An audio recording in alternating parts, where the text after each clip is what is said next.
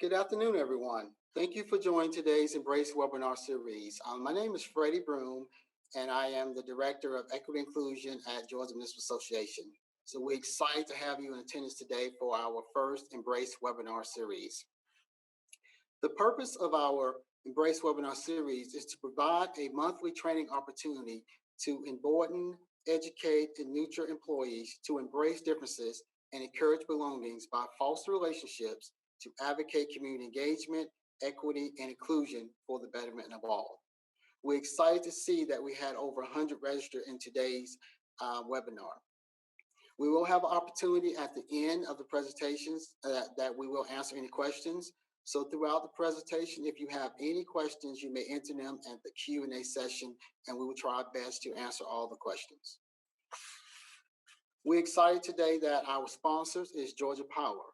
Thank you for being our sponsor today, Georgia Power. We will show a short video from Georgia Power, and then we'll have two of the representatives that will give us a few words. Mr. Jim Lovett, which is the Community and Economic Development Manager in the West Region, and Mickey Daniel, which is the Community and Economic Development Manager in the Central Georgia Region for Georgia Power. So at this time, we'll have a short video from today's sponsors. We've asked. We've yelled. We've cried. We've fought. We've marched.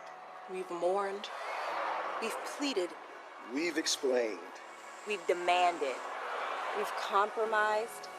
Enough is enough.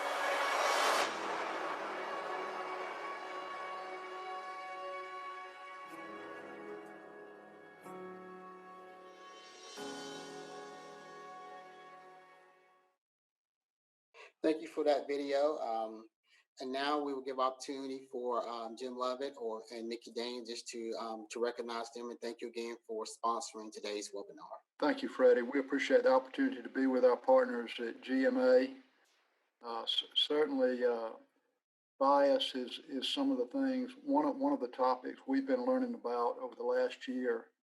But the video you saw, it's actually obviously a commercial that Southern Company has done, and some of you may have seen that before, but we believe that we can't just sit back and not lead the change, and that's what we're doing with our diversity, equity, and inclusion efforts. So it's our pleasure to be with you today. Thank you for inviting us.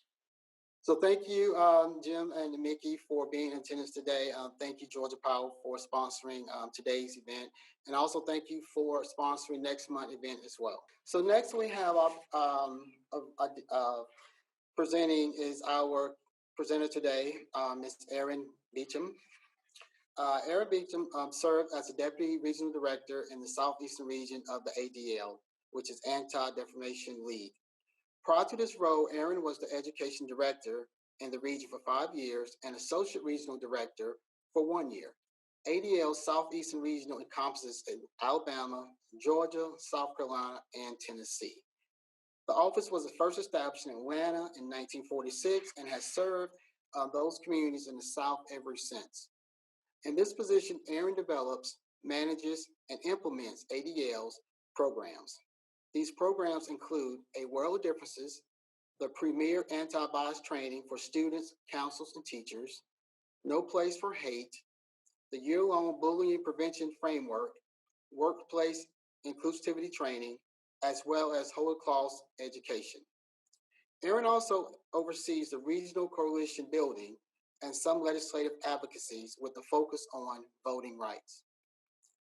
Prior to working at the ADL, Erin coached collegiate basketball at Pfeiffer University and the University of North Carolina at Greensboro.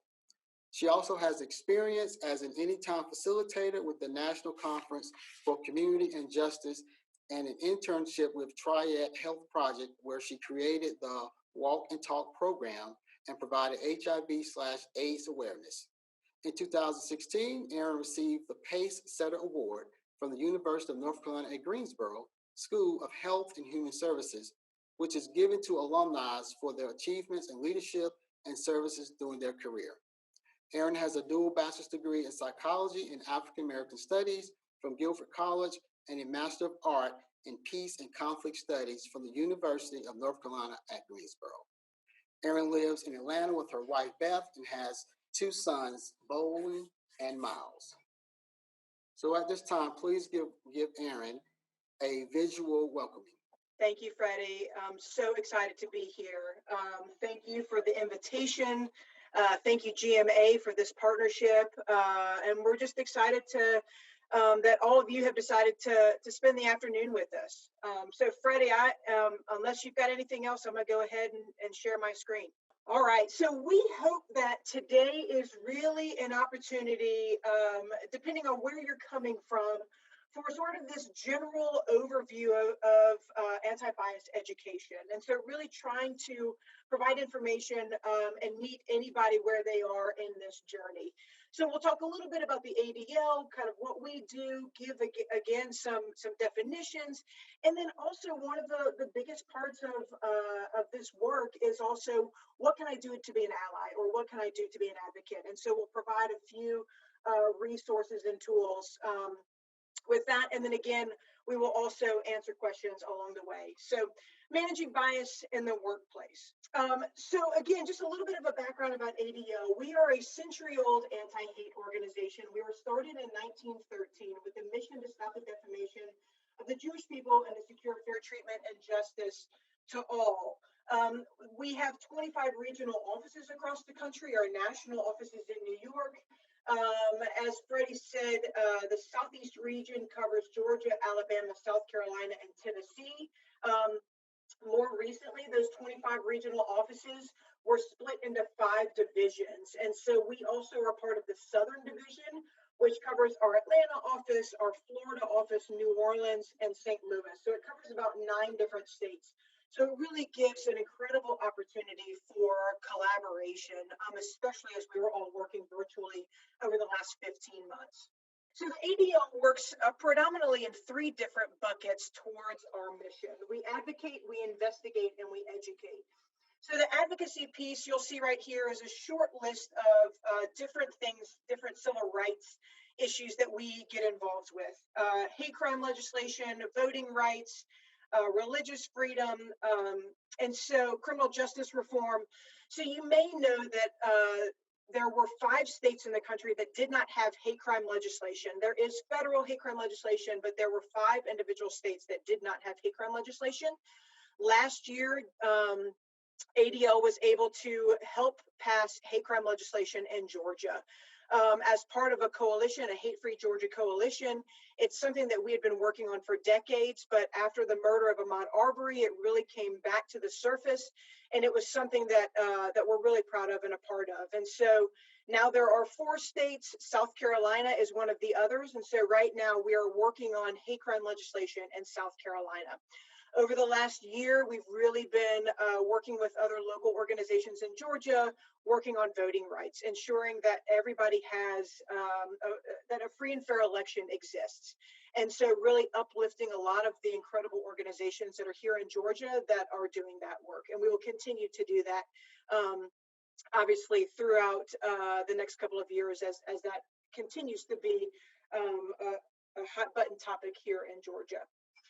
So you'll see the investigate piece of what the ADL does. So I have a group of colleagues in our Center on Extremism, and they investigate domestic extremists. What are their symbols? What are their signs? What are their activities? We are the largest non-governmental organization to train FBI agents. And so anybody who is in the FBI goes through a training with our Center on Extremism. So when the insurrection happened in January, we were able to provide a lot of additional information about the people that entered the Capitol, what were also some of the other events that they were attending, what were some of the things that they were posting online. And so again, our Center on Extremism gathers all of that information and puts together reports and really works hand in hand with local law enforcement and federal law enforcement and looking at domestic extremists. And then the education piece is what I have the privilege of doing. So again, I provide anti-bias programs to essentially anybody who is calling and is in need or want of the program. You'll see right here, No Place for Hate, which is our year-long bullying prevention framework. We had over 230 schools this year in the Southeast region finish their designation process. Atlanta Public Schools and Newton County Schools finished that program district-wide. And so it's something that we are incredibly proud of and something that we are continuing to try and grow, not only in Georgia, but in the rest of our region. So I want to just kind of go over some basic premises of ADL education. So how do we even start to have these conversations? And I certainly won't go over all of them, but just understanding that bias is universal. We all have it. We all have bias. It's about becoming aware of the biases that we have, and it's then about managing that bias and sort of rewiring our brain and changing it. And we'll definitely get into that a little bit more later on in the presentation. Prejudice can be unlearned, right? It's something that is learned, and so therefore it can be unlearned. The wisdom of the group is great. I love being able to give these presentations, even virtually. I love being able to do them in person, but I want to even hear from you all who are doing the work. What's working, what's not working, what are the issues, and then also, so that you all are learning from us as well. And so the wisdom of the group is great, and so having those conversations and building those relationships is really, really important. There are no easy answers. Just because you spend an hour with me today does not mean that we're all not going to have bias anymore. It just means that, again, I hope to provide some resources and tools so that you have them in your back pocket. So when things happen, you can respond a little bit easier. Time is valuable. I will promise to get you out on time today. Change is a process. Again, just understanding that we are all on this journey.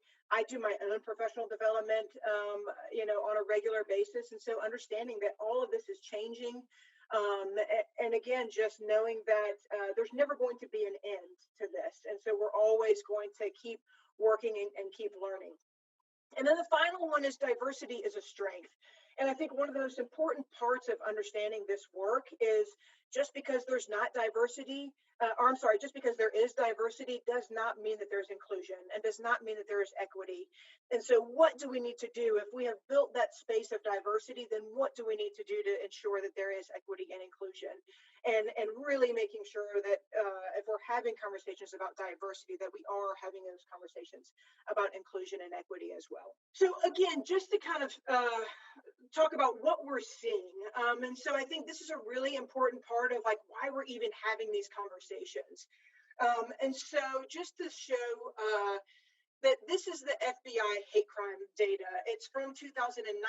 They don't release their information until November. So that's why there's sort of that lag. But in 2019, there were 7,314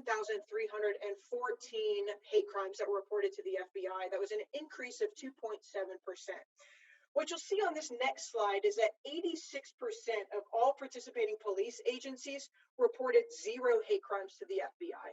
So even in our region, we know that the state of Alabama reported 0 hate crimes to the FBI. And so understanding that number of 7,000 hate crimes reported to the FBI is probably much, much higher than what is actually being reported. And so that's, again, one of the things that we're talking to local law enforcement agencies about is the reporting of hate crimes and what is a hate crime exactly. And so I think this is a really important statistic to know is out there. So every year ADL does an audit on anti-Semitic incidents. This used to be something that we would release annually, and now we release this information quarterly because we have seen such a dramatic increase in not only anti-Semitism and obviously hate crimes in general, but specifically anti-Semitism. So you'll see that over the last decade, we have seen an incredible increase in anti-Semitic incidents. So in 2020, there were 2,024 that were reported to the ADL. That is in the middle of a global pandemic when obviously a lot of people were at home. And so just understanding that even though we did see a decrease in anti-Semitic incidents, that, what could that have looked like even with hate crimes or anti-Semitism if we hadn't all been sort of locked down in our homes. We're also seeing an increase in assaults. And so you'll see in 2019 that there were 61, the increase from 39. And then in 2020, there was a decrease to 31. I will say that over the last couple of weeks, especially with the conflict between Israelis and Palestinians, that we have seen, again, a dramatic increase in anti-Semitism. And so one of the statistics that really sort of sticks out the most, there was a week that we looked at on social media, and in that week period in May, there were 17,000 tweets that said that Hitler was right.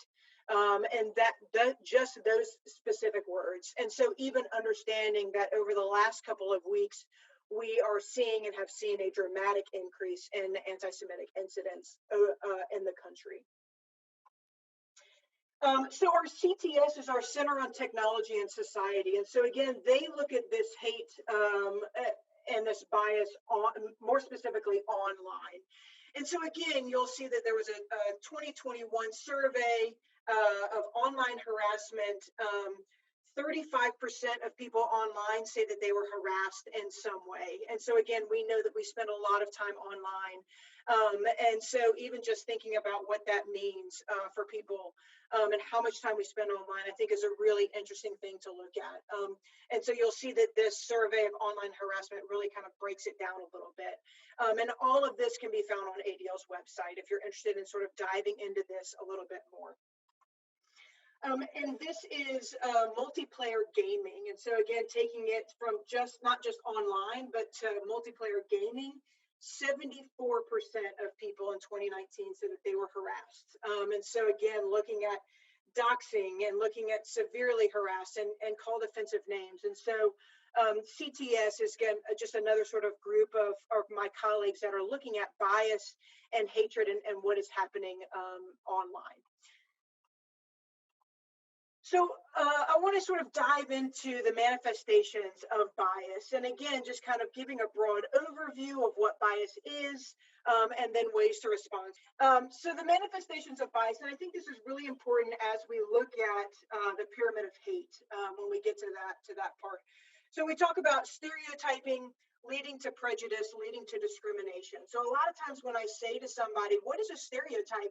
They'll throw out examples of stereotypes, but not necessarily really getting at the definition and how when a stereotype goes unchecked or becomes acceptable, it moves its way to prejudice, and then it moves its way to discrimination. And so again, just kind of providing some basic definitions so that we're all kind of working from the same place.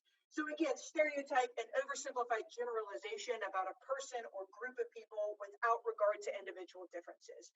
And so if that stereotype goes unchecked or becomes our norm, it moves to prejudice or that preconceived opinion that is not based on reason or actual experience, right? To prejudge is, I think, what we all know as a prejudice, or to judge a book by its cover. And then the discrimination is essentially that action part of the manifestation of bias. So the denial of justice and fair treatment by both individuals and institutions in many arenas, including employment, education, housing, banking, and political rights. And so again, like just thinking about these three parts, and when we get into the pyramid of hate, how we'll kind of dive into that a little bit more about the manifestations of bias. So I talked about bias is universal. We all have it. I do this for a living every single day, and I can talk to you about and share with you examples of my own biases and how they manifest and how sometimes they even punch you in the gut a little bit. And so again, just understanding that we all have it, and then what do we do to manage it? So this is the video. So this is called the Lab Decoy.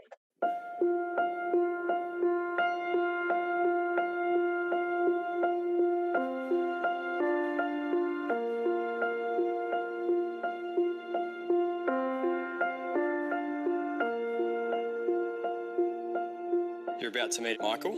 He lives fast as a self-made millionaire. You didn't have to dress up. It's all right. You're going to photograph Michael. He's actually saved somebody's life. Michael is an ex-inmate. He's a commercial fisherman. Michael claims to be psychic. Nice to meet you. Michael's a former alcoholic. Here's your camera. I would like you to flesh out the essence of who he is. What would you like out of this? What would you like the photograph to say about you? Do you find that being a psychic impacts much on your day-to-day life? I can see this is emotional for you. So, Like to get to know the person. You've only got 10 minutes, right? I think you're a guy that's put yourself out there You're not hiding anything. My plan was to find out about whoever it was and to try and get that. And what I learned from him is he's incredibly brave. It was really intense. Pull his shirt out. Sorry. I wanted to see the nature of the person, which then present a challenge. How do you portray him as a fisherman? That's perfect. He's a self-made millionaire and sort of a little bit intimidating. I wasn't going for a beautiful, nice, perfectly lit portrait. I just want to try bring out something of who you are. I think that you just treat people like the everyday people, like everybody is. Pleasure. Thank you. You so much. Well, I hope I've got that guy's bravery on film. So it was a very intimidating environment. So you work. I like the empty chair next to it too. Because it's a totally different person.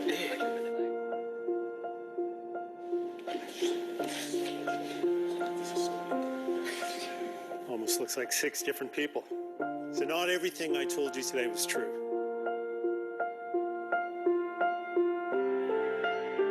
I'm not a fisherman. I am not an alcoholic. The GFC hit me hard, but I've never been a millionaire. I've never been in prison. I am a Bondi lifesaver, but the story we talked about never did happen. Not psychic. Can barely spell it. Before I knew there were different characters in each of these, I thought, that's really strange. These don't look like portraits of the character I thought you were. You've always got your own preconceptions and you've got your ideas. It pushed me into a position and a space that I wouldn't normally be in. You have to dig a lot deeper. I mean, you've got to be, I think you're a lot more creative to work out how you're going to play things.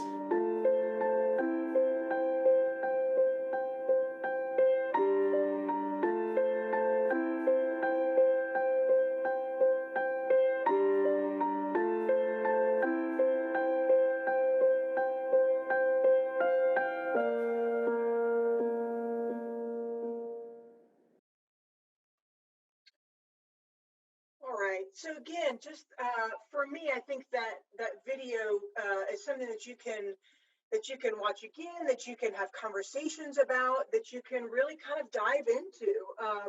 You know, did it sort of lay some foundation for some conversations? There are people that, you know, are like, I don't know, they, you know, kind of trick the photographers into things. And so again, like, this is something that you can share with colleagues or with friends and can really start having a conversation about bias. But I do think it's so important that we think about sort of that lens that we are looking through, and that lens that as we are hiring people, as we are promoting people, as we are working with people in our community, as we are you know, working with clients, that what are the stereotypes and what are the prejudices that we have, and what are those biases that we are bringing into all of the interactions, and how is that affecting the way that I interact with all of those different people. And so again, I think that video just kind of really plants some seeds about some of the things that we need to consider and to think about. So we've been dancing all around bias, and so I want to just kind of provide what we consider sort of this working definition of bias. And so we talk about it being an inclination or preference either for or against an individual or group that interferes with impartial judgment. And again, I think that interferes with impartial judgment piece is the most important. And again, understanding, just as I talked about, like how that really impacts relationships and hiring and things like that in the workplace. So we talk about, there are a lot more than just two, but really just for today's presentation, we talk about implicit and explicit bias. And so we talk about implicit bias being that you are unaware, it is involuntary, and it is unintentional. And so again, some examples of implicit bias are when I'm walking down the street holding my son's hand and I squeeze it just a little bit tighter and I pull him just a little bit closer because of who is walking in front of me. Or when we're on an elevator and a woman clutches their bag a little bit closer, or if we sort of almost unintentionally even move over, again, like depending on who is getting on the elevator. So all of those sort of examples about implicit bias. Explicit bias, as you are aware, it is voluntary and it is intentional. And so we've, again, seen a lot of different examples of explicit bias. Last year, we saw swastikas drawn outside of a Cobb County neighborhood.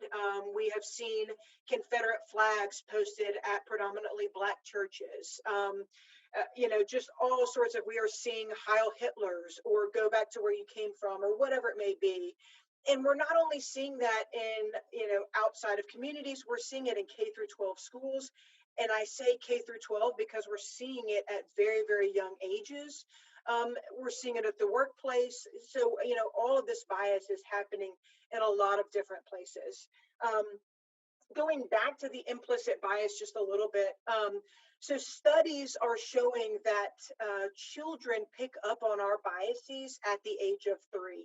And so when I use that example of holding my son's hand, he picks up on all of those little nuances of things that I do. So whether it's holding his hand, whether it's speaking to this person or not speaking to this person, or smiling at this person or not smiling at that person, or locking my car door, depending on who's passing by, children at the age of 3 are literally picking up on all of those things, and they store them away into what we call these schemas, or these essentially these file folders.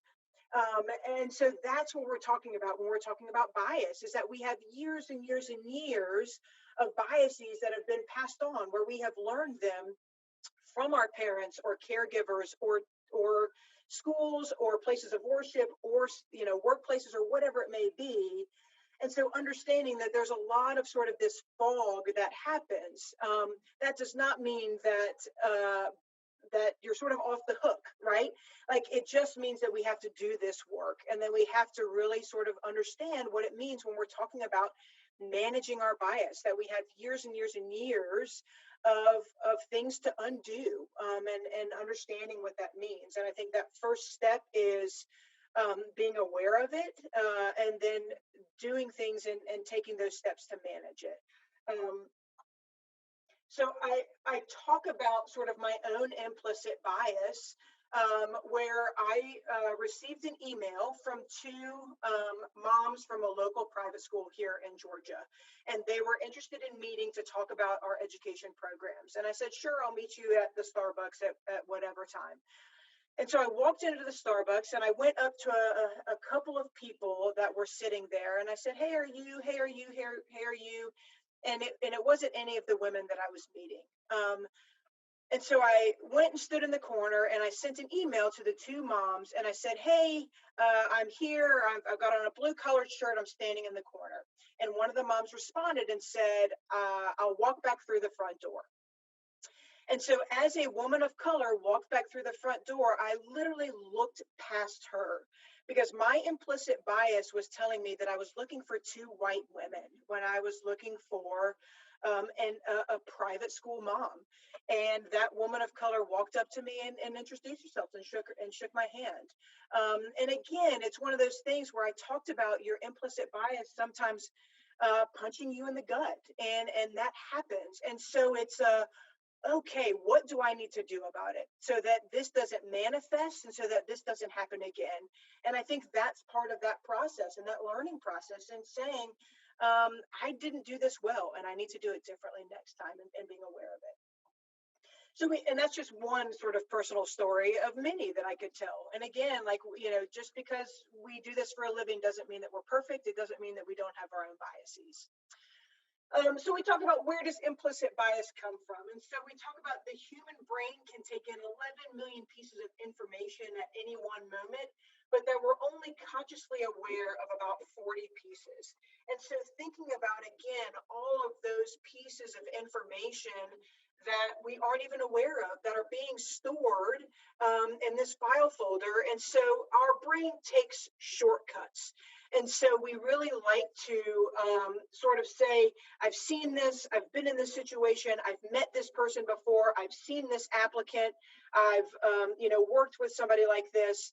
And so our brain, when I talk about these file folders, it wants to take these shortcuts. And that's where that stereotyping happens.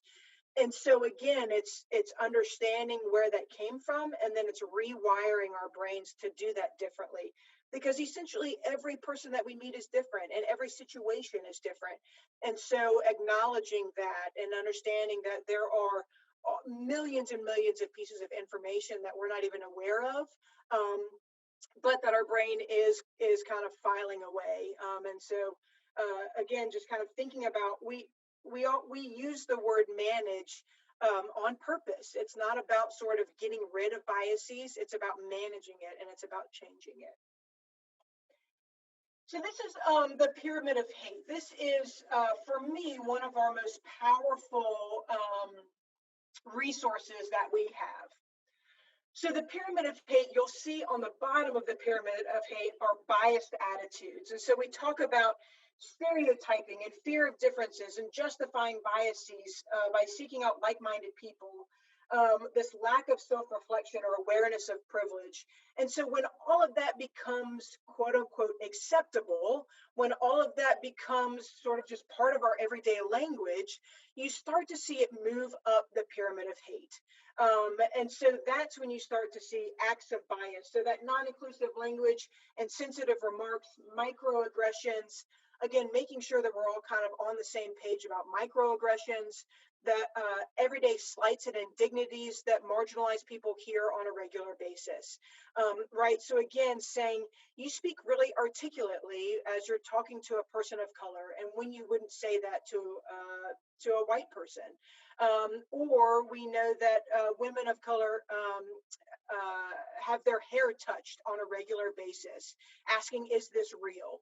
And we could go on and on and on about microaggressions, you know, just kind of if you were to say, where are you from? And the person says, you know, Canada, and you say, no, where are you really from? Because you're stereotyping them. And understanding that when somebody has to answer those questions over and over and over again, the long-term impact that can have. And so we talk about microaggressions being like shards of glass. And so really just kind of those cuts every single day from answering the same question that is a part of your identity. And so thinking about that. So just want to make sure that we're all on the same page, even about microaggressions. So bias and belittling jokes, cultural appropriation, dehumanization, name calling. Again, I want to kind of touch on the non-inclusive language. And so one of the things, again, like that we're talking about is you know, even being really specific with the language that we use. I think as adults, we know that we heard sticks and stones may break my bones, but words will never hurt me. And we know that that's wrong. We know that words have an incredible impact on people. And so also thinking about the way that people identify and parts of our identity. And so non-inclusive language and making sure that we're using inclusive language. So rather than saying that someone is homeless, we say that a person is experiencing homelessness, and how different and how powerful that is as we're talking about inclusive language. And so rather than saying that someone is quadriplegic, they are experiencing quadriplegia. And so again, thinking about the way that we talk about a person's identity and how we can make inclusive language around that so that that one person isn't identified by one part of their well, they're not labeled by one part of their identity, because we know that there are so many different parts of a person's identity, and so just that one part shouldn't sort of be the entire focus of who a person is. So again, just thinking about how are we using inclusive language? Are we including pronouns in our signature? If you send me an email, you will know that I include she, her, hers in my signature. I think that as it is Pride Month, really thinking about what are the things that we're doing to ensure that we're using inclusive language around the LGBTQ community. So again, like all sorts of different examples that I hope that we take away from today and think about how we can do things differently. So when acts of bias, again, sort of go unchecked, they become part of our everyday language, you see that systemic discrimination. And again, that's where we're really talking about the systems of oppression or systemic racism or whatever it may be. So the criminal justice disparities, inequitable school resource distribution, voter restriction and suppression, unequal media representation, wage disparities, again, as local businesses and thinking about what are your wage disparities and really kind of diving into that. The next is bias-motivated violence, threats, desecration, vandalism, arson, murder, terrorism, and on the very top is genocide. And so the act or intent to deliberately and systematically annihilate an entire people. And so again, thinking about all of these parts of the pyramid of hate. And so what we can do at each level to respond. So what we know is that not every genocide, not every biased attitude leads to genocide, but what we know is that every genocide started with some sort of biased attitude. We know that the Holocaust didn't happen overnight. We know that the genocide in Rwanda did not happen overnight, that it really started with this fear of differences and these stereotypes. And so really that biased attitudes, that level, is just really something to think about as we are sort of moving forward and moving around different communities.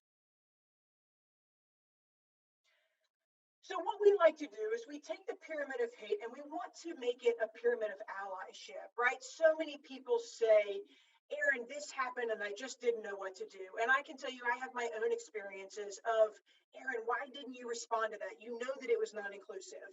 Why didn't you respond? And so we really want to provide some sort of ideas and opportunities to take the pyramid of hate and turn it into something positive, which is the pyramid of allyship. And so you'll see at each level, there is a way that a person can respond. And so we actually do this as an example or as an activity when we're doing any of our programs. And we literally provide a blank sheet of a pyramid of allyship and we ask people to fill it out. And so again, if you're thinking about ways that you can take this back to your colleagues, take this back to friends and family or whatever it may be, this is a great example of just kind of brainstorming and having these hard conversations. So thinking about at the biased attitude part, do your own research about marginalization and privilege. I think that privilege has become a conversation that we're having. I think it's a conversation we need to continue to have. And it also makes people uncomfortable, and that's okay. That's where that growth happens. And so thinking about how does my privilege impact the way that I walk through this world every single day? Or how, being a marginalized person does that impact me? And what can I do to educate or what can I do to change? Challenge the stereotypes you have by asking yourself, where do they come from? And so again, thinking about what a stereotype is and why do I believe that? So that next part is ways to respond to acts of bias. Ask a targeted person how you can support them. Also understanding that that one targeted person is speaking for themselves. They aren't speaking for the entire marginalized community that they're a part of. But again, like having that conversation to say, I don't know, what can I do? Or I want to be an ally or whatever it is. Educate yourself about more inclusive and accurate language regarding groups of people, and then just say something. We know that that's not easy, but we've got to get to a place where we're holding people accountable for the things that they're saying and doing.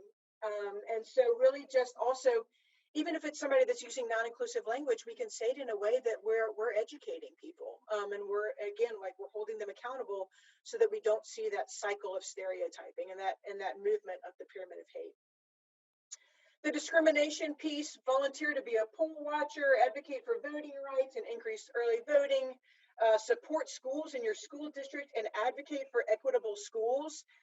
This is huge, understanding that just because there are schools in a school district does not mean that they are receiving equitable funds and equitable resources, understanding how that changes depending on a neighborhood and depending on a zip code. And so really kind of diving into that and understanding, even if you don't have children or grandchildren or whoever invested in the education system, understanding what is happening.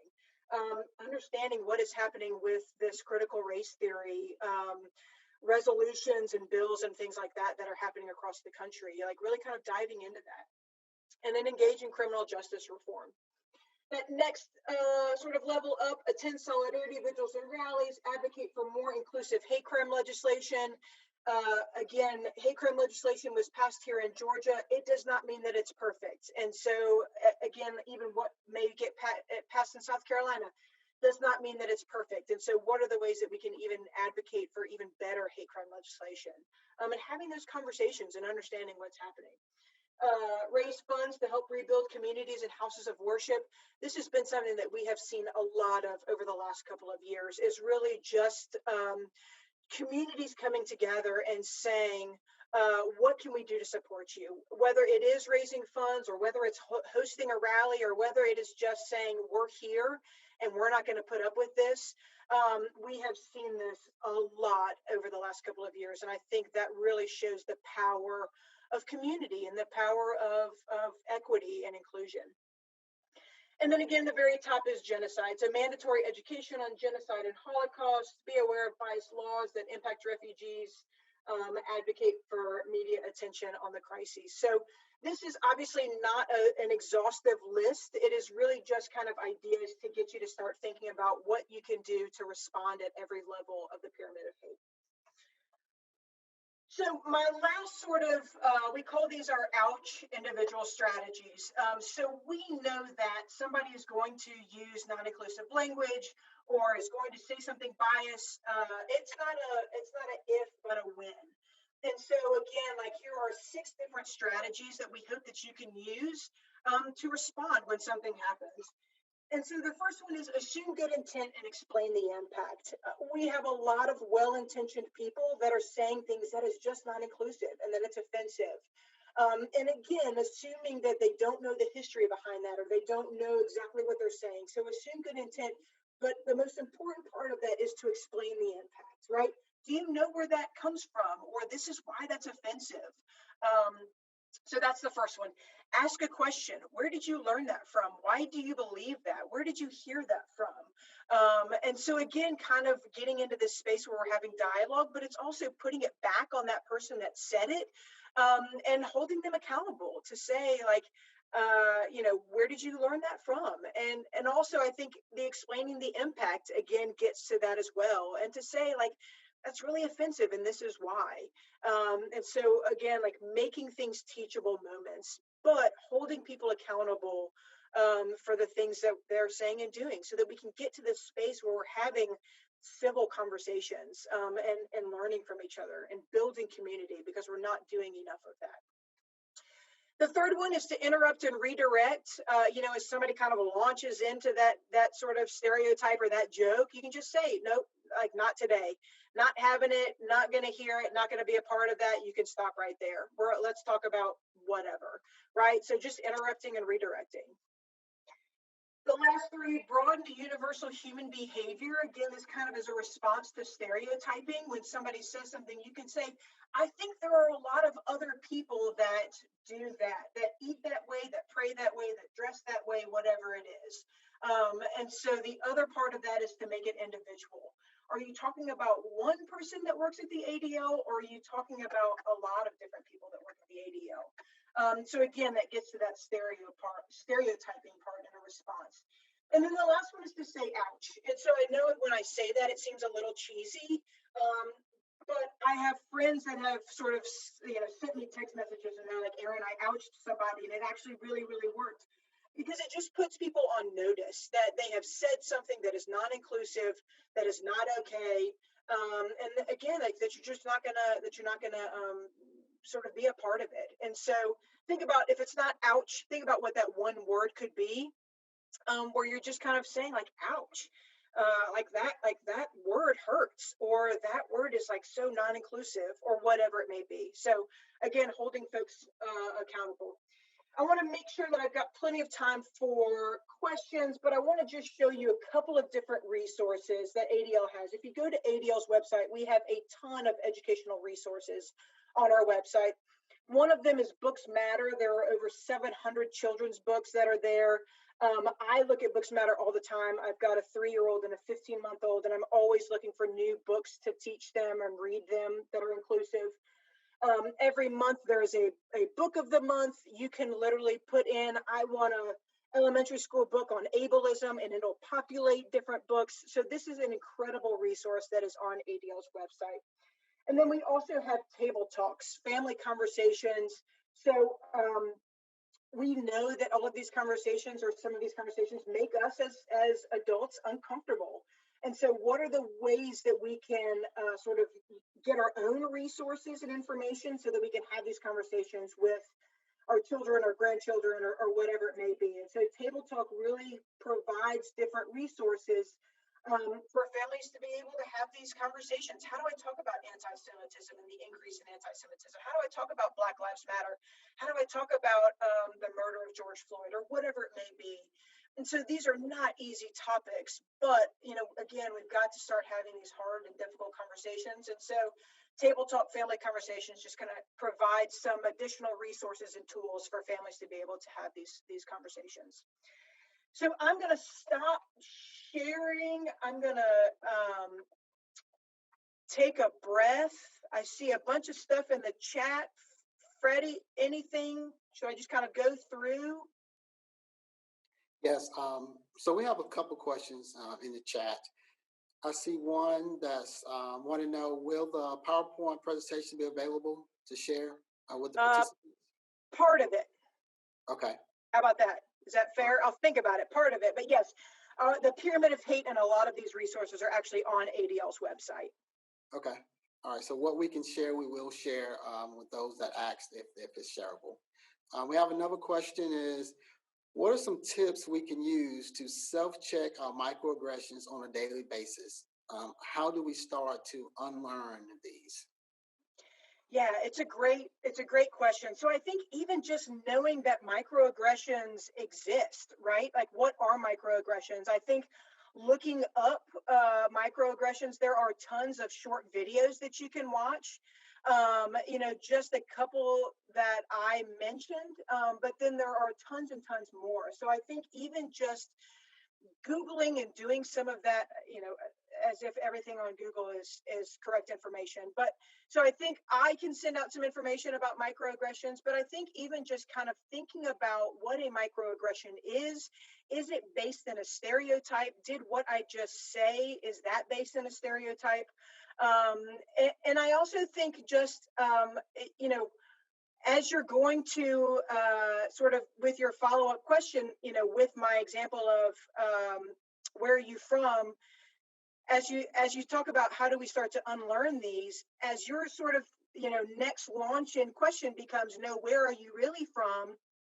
Sort of stop and slow down and think about, you know, why am I asking that question? Why do I believe that that person really isn't from wherever, right? And so I think those are the, like, stopping and slowing down and kind of paying attention to the things that we're doing and the things that we're saying, I think is one of the great ways to start thinking about microaggressions. And I think also listening to what other people are saying, right? Like, and say like, oh, is that a microaggression? Is that, you know, and so again, it's kind of being aware and slowing down and paying attention a little bit more.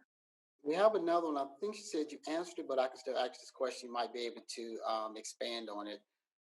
What are the appropriate methods to use to politely address a colleague on biases and on microaggressions we see them displaying? Yeah, I think using those 6 steps. And again, that's something that I'll send out. And I think it's just holding people accountable for the things that they're saying and doing. And so I think once we start doing those things, one, it'll become easier. And I think it's also just one of the other parts of the ouch is the oops. So we really talk about oops and ouch. And so if somebody ouches me, I also need to get to a place where I say, oops, I hear you, and I am going to do a better job next time.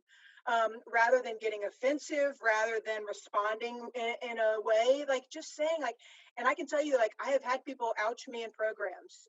So just because I'm a facilitator in a program does not mean that I'm off limits. And I want people to hold me accountable.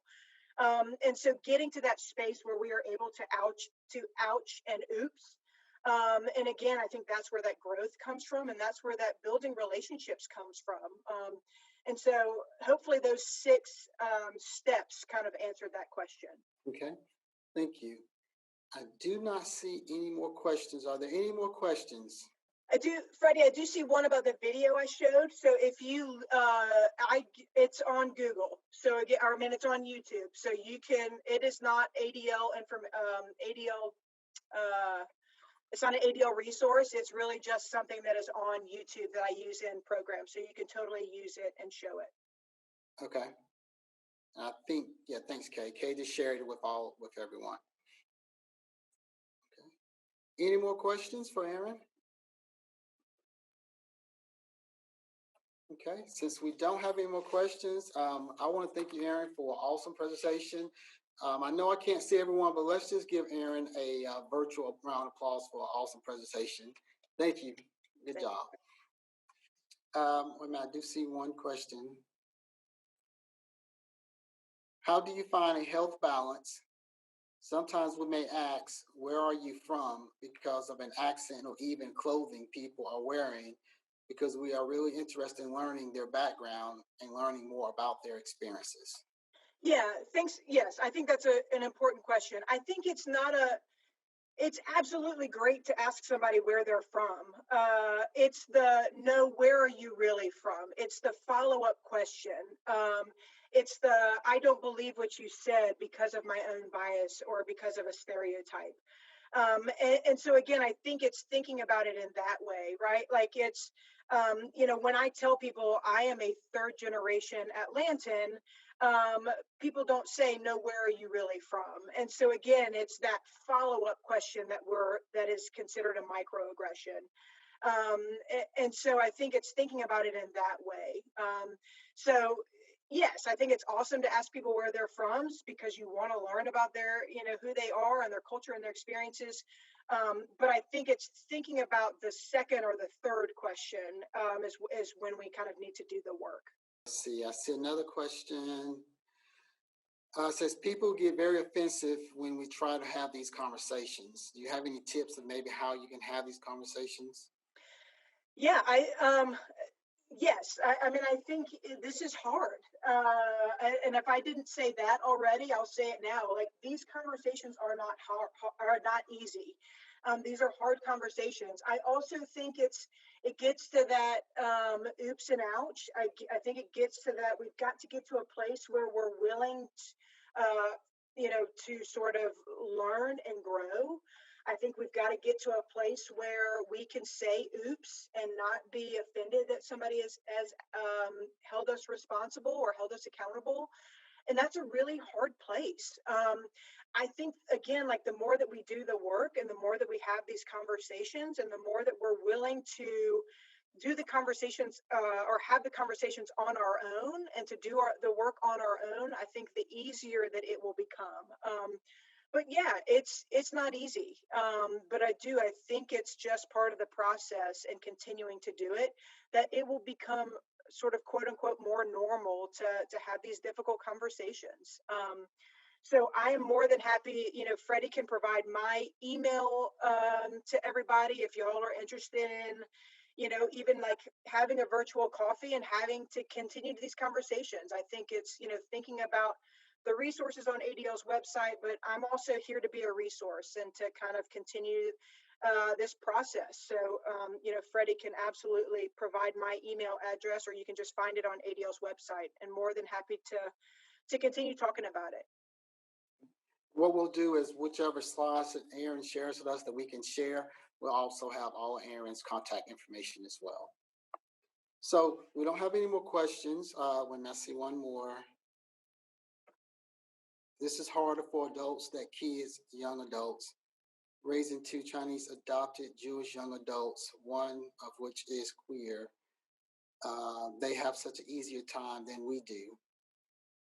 Yes, absolutely. I totally agree that we as adults have a much harder time having these conversations. I spend a lot of time with students. I spend a lot of time with adults, and I absolutely agree that as adults, these are harder conversations for us. And talk about intersectionality as you're raising two Chinese adopted Jewish young adults, one of which is queer. Like intersectionality is another thing that you should go and dive into. We didn't get into it at all today, but it is definitely something that that you should add to your list of sort of things to dive into. So thank you for that comment. So at this time, for the sake of time, and once again, I want to thank you for attending today's webinar. We do have already everything scheduled for next month. We will actually have a continuation of the topic that Aaron talked about today, which is the pyramid of hate.